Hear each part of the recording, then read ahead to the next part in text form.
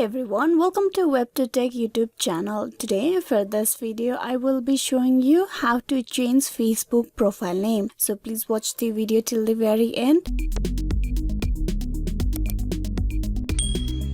So first of all, open your Facebook application. Once you're logged in your Facebook, you need to tap on menu icon, that is the three horizontal line on the top right. From there, you scroll down and tap on setting and privacy. Inside setting and privacy, tap upon the setting.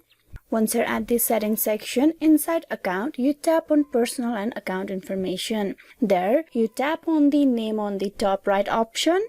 From here, you will be able to change your name to something else. You tap on your first name, remove that name, and then type in a different one. Then you tap on the last name, type in a different last name. Then you tap on review changes. So there you can see the preview of your name, how it will look. If you are sure that you want to change this name too, you need to provide your Facebook password over here and then tap on save changes.